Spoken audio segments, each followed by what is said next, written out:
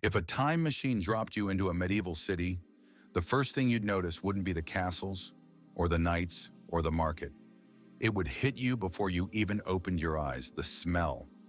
Travelers who approached big cities wrote that you could smell them miles before you could see them, a solid, physical wall of odor. But here's the twist that makes this story interesting. The people living inside that wall barely noticed it at all. And the strangest part? You are living inside a wall of smell right now, too. You just can't smell it. Welcome to the invisible history of how the past smelled. Let's start way back with ancient humans. Surely a caveman who never took a shower must have been unbearable, right? Probably not. Hunter-gatherers had no sugar, no processed food, and they moved constantly, which changes how your sweat smells. They bathed in rivers and they spent their lives marinating in campfire smoke, which is basically nature's deodorant, masking body odor and even repelling insects. Some researchers think a strong personal stench would have been a real problem for a hunter because prey animals can smell you coming. In other words, the caveman may have smelled like wood smoke, earth, and leather, which, funny enough, is roughly what luxury cologne companies sell today. And here's the science bit, because your body odor isn't really yours. Fresh sweat is almost odorless. The smell happens when bacteria living in your armpits eat that sweat and release their own byproducts. What you call body odor is, to put it bluntly, bacteria farts. Ancient people carried the same bacteria, but everything else was different.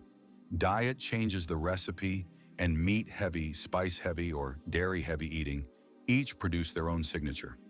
Medieval monks even claimed they could tell a person's sins by their smell. They couldn't, but they were on to something. What you eat and how you live is written in the air around you. Now let's visit ancient Rome, the smelliest superpower in history. Rome had 1 million people, open sewers, and industries that would make your eyes water. Fish sauce factories fermenting garum in giant vats under the sun. And the laundries. Oh, the laundries. Romans washed their togas in human urine because the ammonia in stale pee is genuinely excellent at dissolving grease. Laundries kept pots on the street corners where passers-by were welcome to make a deposit. The Emperor Vespasian even taxed the urine trade. And when his son called the tax disgusting, Vespasian held a coin to his nose and said the famous words, "Money does not stink." The city absolutely did, though. Fast forward to the medieval city, and the smell gets industrial. The worst offenders weren't people, they were professions. Butchers dumped offal in the streets. Fishmongers left their stalls ripening in the sun. And towering above them all were the tanners, who turned animal skins into leather by soaking them in vats of urine and pigeon droppings, then scraping off the rot by hand. Tanneries stank so aggressively that laws forced them downwind outside the city walls. And being a tanner marked you socially, almost like being an executioner. Add open gutters running down the middle of every street, plus free-roaming pigs eating the garbage, and you have the medieval perfume: smoke, dung, blood, and mud. But before you feel too superior, remember the twist from our hygiene episode. Medieval people themselves actually washed. They scrubbed hands before meals, visited bathhouses, and rubbed themselves with herbs and rose water. The truly legendary era of human stink came later. In the 16 and 1700s, doctors decided that hot water opened your pores and let disease in, so kings and nobles simply stopped bathing. Instead, they layered perfume over the funk, changed their linen shirts, and powdered everything. The glittering court of Versailles, all silk and chandeliers, was described by visitors as smelling of sweat, perfume, and chamber pots all at once. Civilization didn't smell better as it got fancier. It smelled worse. Why would doctors fear water? Because of the single most important smell belief in history: miasma. For thousands of years, humanity's best minds were convinced that disease literally was bad smell. Rotten air, they thought, entered your body and made you sick. It sounds ridiculous until you realize it accidentally worked. The places that smelled worst, the swamps, the sewage, the rotting waste, really were the places that made you sick, just because of germs, not odor.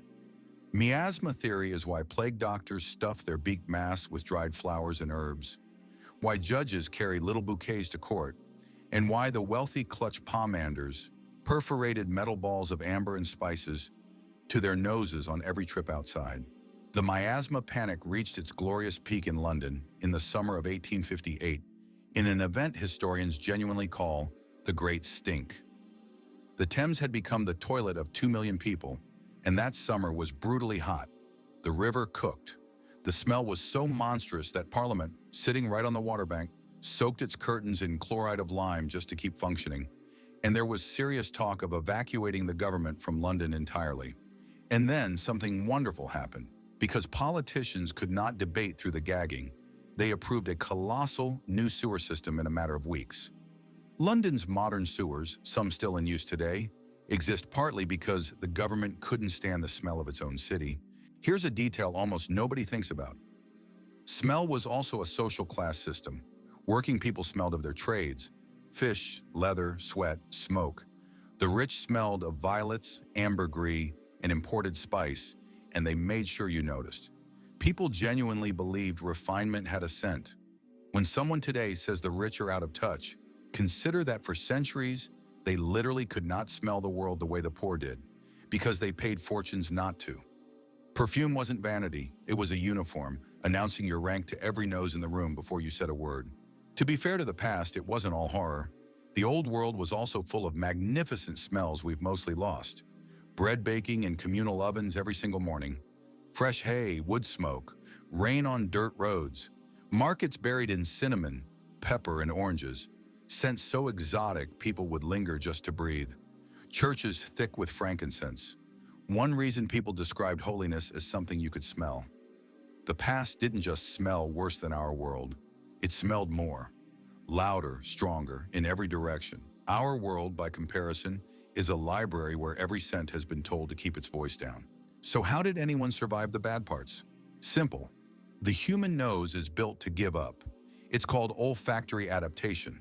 Any smell that stays constant, your brain simply deletes within minutes. The tanner didn't suffer all day. His nose had filed the stench under furniture. The Roman didn't gag walking past the groom vats. And this is the great secret of smelly history. Almost nobody in it was suffering, because everyone's baseline was set to their own world.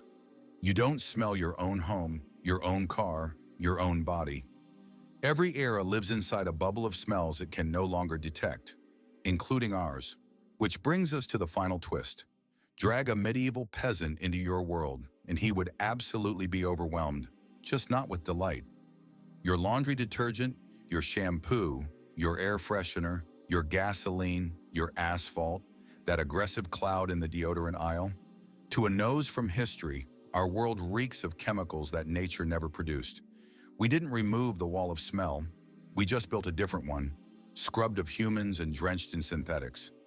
Commercial deodorant only appeared in 1888, younger than the light bulb. Historically speaking, you started smelling like this about 5 minutes ago. And that's the haunting part of this whole story. Smell is the one thing history couldn't save. We have paintings of how the past looked, manuscripts of how it sounded, recipes for how it tasted. But no museum can hand you the actual air of ancient Rome. Scientists are trying, analyzing residue in old perfume bottles, and recreating historical scents in labs. But a reconstruction is not a memory. Every other sense left us records. Smell just evaporated, era after era, forever.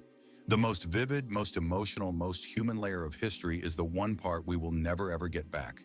Stay curious.